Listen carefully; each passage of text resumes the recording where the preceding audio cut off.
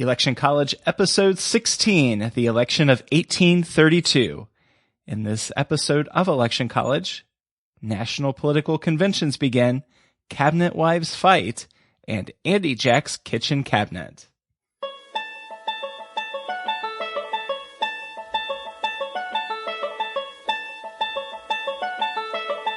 Let's throw a political party. Face it, the political scene sucks, but did it always? It's time for Election College, and class is in session. Now, your hosts, Jason Goff and Ben Smith.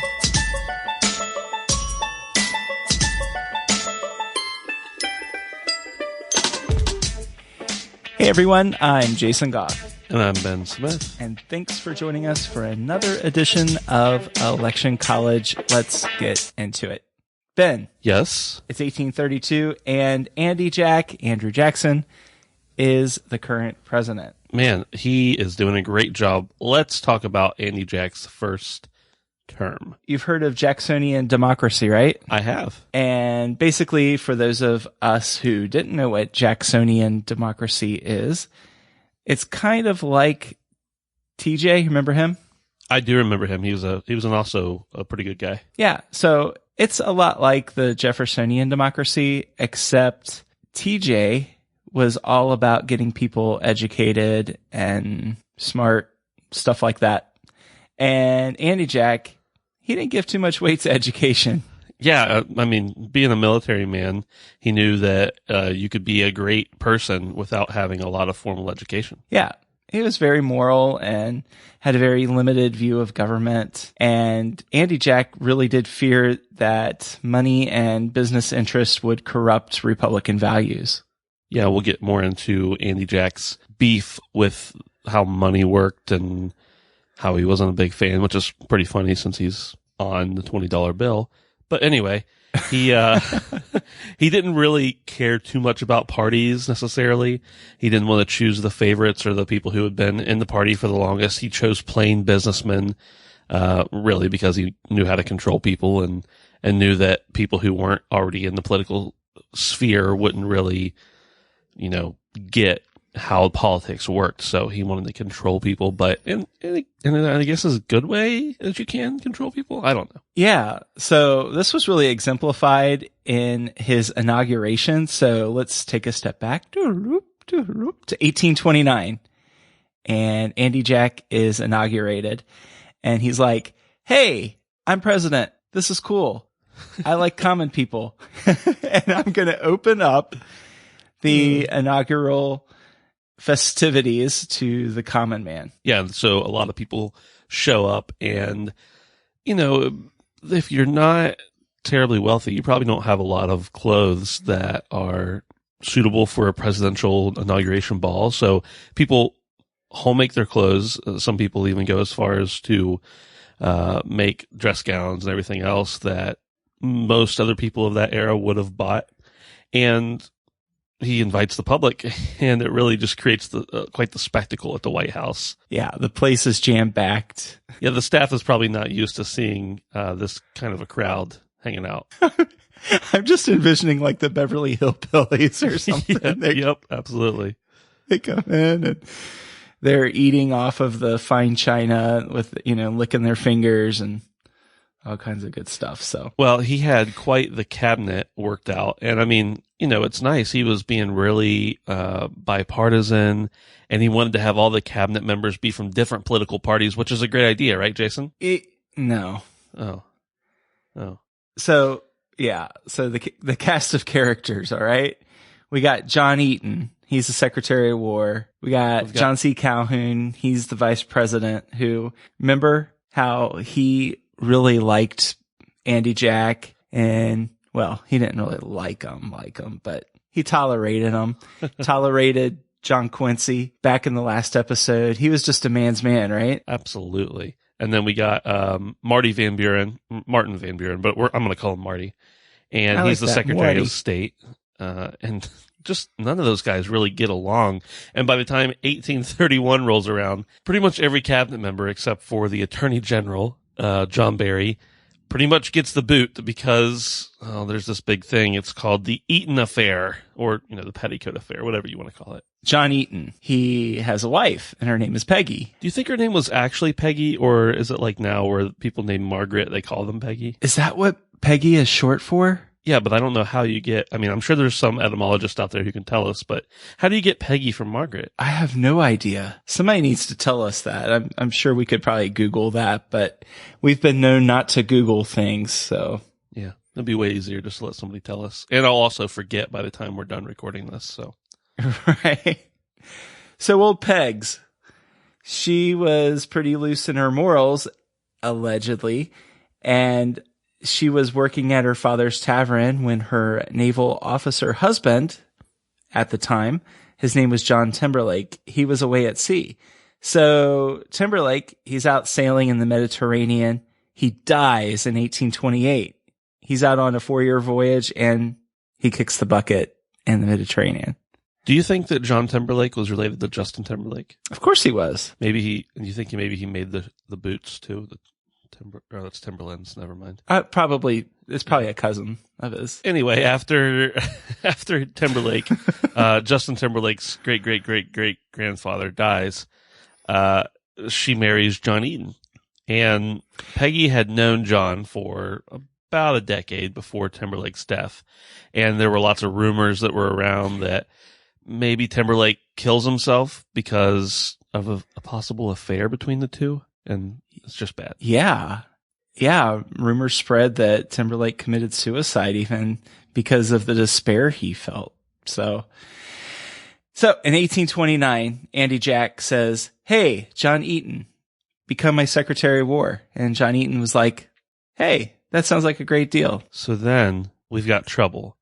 We're used to seeing some political fighting and everything between the people directly involved in the politics, but now we've got cabinet members that are not John Eaton. Their wives start accusing Peggy, John Eaton's wife, of having an affair with John prior to their marriage, which now would be a scandal, but in 1832-ish would definitely be a bigger scandal. So all these people, all these wives are snubbing Pegs, right? Yep. And Andy Jack is ticked off big time. He says, "Fine, be that way."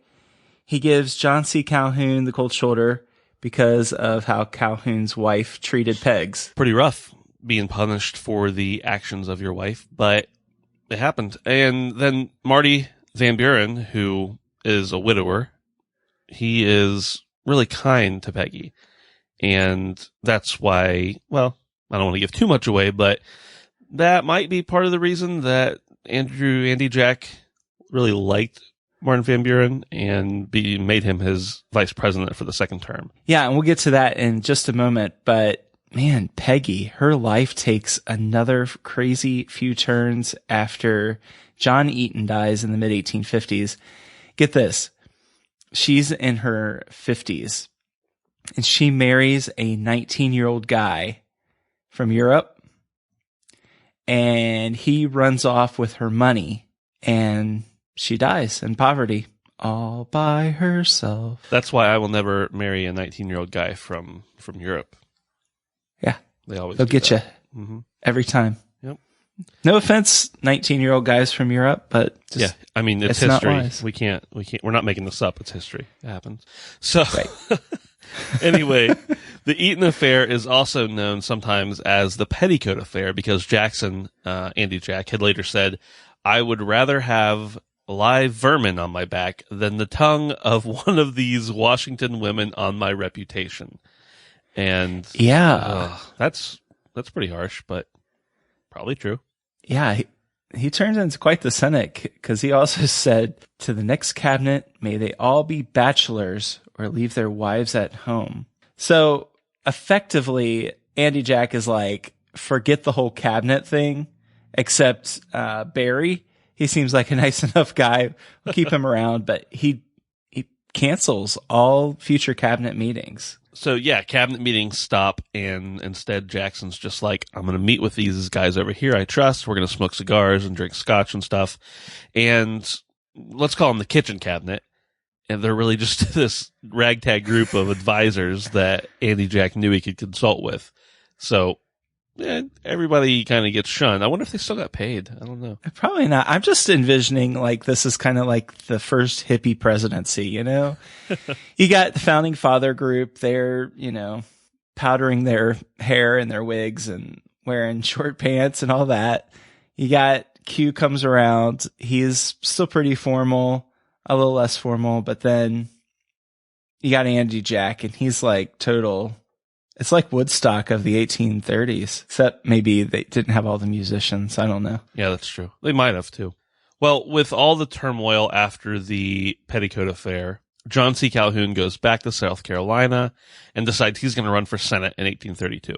Yeah, and Moiety, he's like, you know what? The Democratic Party, this thing is going to be mine after Andy Jack retires. So he's like, he's actually the one who encouraged all of the cabinet members to just stop it and quit.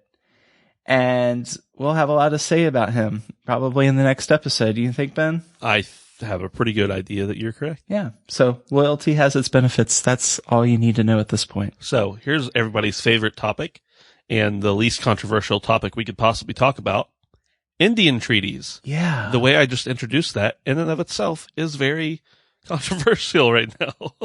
Yeah. Say treaties with the Native American people. There you go. Treaties with the Native American people. Andy Jack's predecessors had, well, when it came to affairs with the Native Americans, they really wanted to tread lightly. And Andy Jack was like, hey, I'm a military guy. I take action. He starts relocating Native Americans westward. He's like, Native Americans go to the other side of the Mississippi River.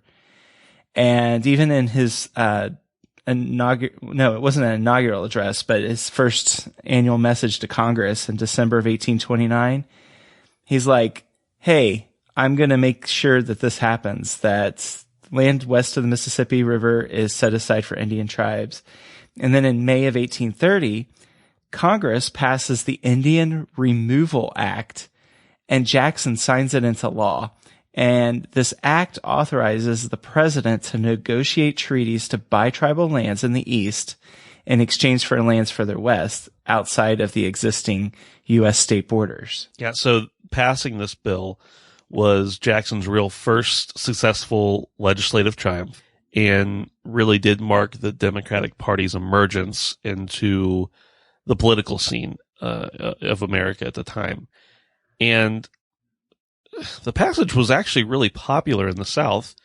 There's a lot of population growth, and they discover gold on some Cherokee land that they're like, well, we know it's their land, so we better get rid of them so we can keep the gold. So Andy Jack is made a little bit more popular, but with some, and a lot less popular with others, in this moving of the Native Americans. Yeah, it's really a mixed, crazy legacy that Old Hickory has.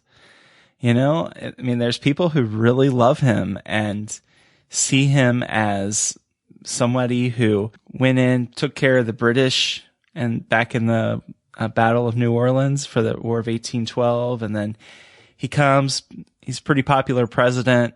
And then he has this huge black spot on his legacy. And let's talk a little bit about his reforms that he introduced. Yeah, Andy Jack was all about purging the government from corruption, and he knew that in previous administrations, or at least thought that in previous administrations, there had been some corruption. So he launches these presidential investigations and wants to make sure that all the cabinet members and all the offices and all the departments were all clean and spotless, essentially. Yeah, and so he's cleaning house, and there's an instance where his postmaster resigned after a congressional investigation into the Postal Service revealed mismanagement of mail services. And there was all kinds of awarding of lucrative contracts and a failure to audit accounts and supervise contracts and so on. So, Jackson's really starting to hold people accountable. He even called for the repealing or the abolishment of the Electoral College by a constitutional amendment. And Well, we see how far that went. What would we call our show? What words would we use as a playoff of Electoral College instead if it wasn't existing anymore? Probably the Popular Election podcast. That sounds enthralling. I think the word college just makes us sound smarter. Well, yeah, obviously. I remember when I first heard about the Electoral College in elementary or whenever it was, and just being so confused because the only thing I knew college as was, universities, college. And just think, listeners, you are actually attending college right now by spending some time with us. You can pay your tuition by sending all of your PayPal money to contact@electioncollege.com. Oh, yeah, that's a great idea. Hey, Ben. Yeah. This is election college, right? Uh-huh. So do you want to talk about the election? I think that would probably be wise. Obviously, Andy Jack is the Democratic Party candidate. Why not, right? I mean, he's already president. Yeah. And of course, if you've got another party called the National Republicans, Henry Clay is your guy. Every single election. Well, we've also got this new party who has a candidate. His name is William Wirt, and he's the former Attorney General, and he's from Maryland. And he is the candidate for the Anti-Masonic Party. Yeah, so the Anti-Masonic Party, they're really kind of hey, our offices are being run by these elite people, businessmen, bankers, politicians. They're all Masons. And I don't even know what you say. The Masons were just not very popular with the religious people. So there was somewhat of a grassroots effort to get some of these people who were Masons out of their positions of power. But the party only made it as far as winning a couple of governorships in Vermont and Pennsylvania. Well, now you just gave away that William Wirt doesn't win the election. Oops, spoiler alert. But even though it was short-lived, while the Anti-Masonic Party was around, they did have some nominating conventions, and they're really the ones who kind of came up with the party platforms. So, hey, short-lived, almost not known Anti-Masonic Party. Thanks. Yeah. So the anti-Masonic, there's got to be a smoother way to say that. But anyway, they're like, hey, let's have this political convention and let's go to Baltimore. And Baltimore ends up being the place where all three parties have their convention that year. And as a matter of fact, Baltimore is kind of like the political convention city mecca for decades after this. Yeah, so the Democrats, during their convention, no roll call was actually taken to nominate Jackson for a second term. And instead, the convention passes this resolution that states, we must cordially concur in the repeated nominations which he has received in various parts of the Union. And along with that, old Marty Van Buren was nominated for the vice presidency on the first ballot. Woohoo, Marty. So if you're a national Republican, you're going to just put Henry Clay out there and say, go, do your thing. Yeah, so he gets all of those votes. Everyone who cast a vote, he got. One person did abstain. And then for the anti-Masons, William Wirt did overwhelmingly win the party's nomination. Yeah, so the campaign really revolved around the second bank of the United States. Andy Jack really disliked banks and, ironically, paper money. And I'm going to think about that every time I see a $20 bill. Like, this guy did not want to be on this bill. It's kind of an insult. He'd be appalled. Yeah. So Andy Jack is like, hey, central banks, I hate you. And the National Republicans are all about the bank. They're like, hey, the banks are awesome, so vote for us. So then there's Henry Clay, and he really wants to divide up Jackson's supporters He wants to gain support in Pennsylvania, which is where the bank's headquarters were. And to do that, he starts attacking Andrew Jackson. And his supporters really criticized Andy Jack's use of presidential veto power. They took to calling him King Andrew, which, as we discussed, Andrew Jackson was kind of the exact opposite of an elitist. So King Andrew was definitely insulting. Yeah. And the attacks failed in spite of heavy funding by the bank.